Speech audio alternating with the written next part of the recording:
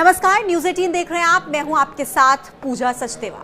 आप कहीं पर भी जाते हैं, कुछ भी खरीदने, खाने पीने, शॉपिंग करने, सब्जी खरीदने, या आप कैब बुक करते हैं अपने लिए, ऑटो से कहीं जाते हैं, कुछ भी मतलब ऐसा करते हैं जिसमें आप पैसे देकर सर्विस लेते हैं, पैसे खर्च करते हैं। तो आप में से ज़्यादातर लोग अपने वॉलेट से पैसे नहीं निकालते होंगे, बल्कि मोबाइल फ़ोन निकालते होंगे। क्यों? क्योंकि मोबाइल फ़ोन से यूपीआई का इस्तेमाल करते हैं पेमेंट के लिए, फ़ोन पे, गूगल पे, पेटीएम। लेकिन क्या आप जानते हैं कि देश भर में यूनिफाइड पेमेंट्स इंटरफेस यानी कि यूपीआई सेवा में गड़बड़ी मिली है, तकनीकी गड़बड़ी, टेक्निकल प्रॉब्लम, जिसकी वजह से डिजिटल लेन देन ठप हो गए हैं। इससे पेटीएम, फ़ोन पे और गूगल पे ऐप्स के यूज़र्स को पेमेंट करने में काफ़ी ज़्यादा दिक्कत हो रही है।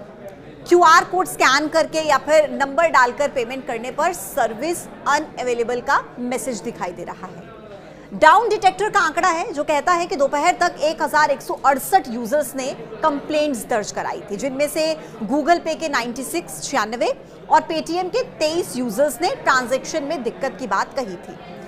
National payments corporation of India यानी कि एनपीसीआई ने देश भर में यूपीआई सेवा में आई इस रुकावट को लेकर ऑफिशियल स्टेटमेंट भी जारी कर दिया है, जिसमें उन्होंने कहा कि एनपीसीआई इस समय कुछ तकनीकी समस्याओं का सामना कर रहा है, जिसकी वजह से कुछ यूपीआई लेन देन आंशिक रूप से असफल हो रहे हैं। हम इस समस्या को हल करने के लिए काम कर रहे हैं और आपको लगातार अपडेट देते रहेंगे। असुविधा के लिए खेद है। ये परेशानी ऐसे समय में आई है जब देश में करोड़ों लोग रोजमर्रा के लेन देन के लिए यूपीआई का इस्तेमाल कर रहे हैं।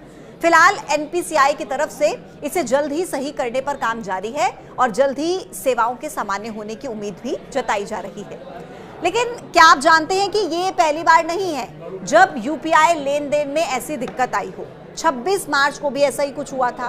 पूरे 2.5 घंटे तक देश भर में यूपीआई के जरिए डिजिटल लेन देन थम सा गया था और उस दिन भी गूगल पे, यूपीआई, फ़ोन पे और पेटीएम जैसे जो बड़े ऐप्स हैं उनसे पैसे ट्रांसफ़र करना किसी मिशन इम्पॉसिबल जैसा हो गया था। और बात सिर्फ ऐप्स की नहीं थी, 10 से ज़्यादा बैंक्स की यूपीआई और नेट बैंकिंग सर्विस भी ठप हुई थी। कुछ यूज़र्स तो अपने ऐप में लॉगिन तक नहीं कर पा रहे थे। बाद में एनपीसीआई यानी कि national payments corporation of India ने बयान जारी किया और कहा था कि यूजर्स को कुछ समय के लिए तकनीकी समस्याओं का सामना करना पड़ा है, जिससे यूपीआई सेवा आंशिक रूप से प्रभावित हुई है। हालांकि अब सभी दिक्कतें दूर कर ली गई हैं और सिस्टम फिर से स्थिर हो चुका है। 2 अप्रैल को भी डाउन डिटेक्टर पर 514 शिकायतें दर्ज हुई थी, जिनमें 52% 52% यूजर्स को यूपीआई ऐप के जरिए फंड ट्रांसफर करते समय समस्याओं का सामना करना पड़ा था। National payments corporation of India ने बैंक की सफलता दरों में उतार चढ़ाव को उस समय भी स्वीकार किया था, यानी कि 20 दिनों में पिछले तीसरी बार ये जो दिक्कत है यूपीआई से लेन देन की, ये लोगों के सामने आ रही है। लेकिन आप जानते हैं कि आपके डिजिटल पेमेंट का असली कनेक्शन कहां पर है? भारत में जब आप आरटीजीएस या फिर नेफ्ट से पैसे ट्रांसफर करते हैं तो इसका जो पूरा कंट्रोल होता है वो भारतीय रिजर्व बैंक यानी कि आरबीआई के हाथ में होता है। लेकिन जब बात आती है आईएमपीएस, रुपे और यूपीआई जैसे स्मार्ट और तेज सिस्टम की, तो इनके पीछे होता है एनपीसीआई, जिसका मैं बार बार अभी तक इस वीडियो में जिक्र कर रही थी, यानी कि national payments corporation of India का दिमाग। सरकार ने 1 जनवरी 2020 से यूपीआई ट्रांजैक्शन पर जीरो चार्ज फ्रेमवर्क लागू कर दिया था।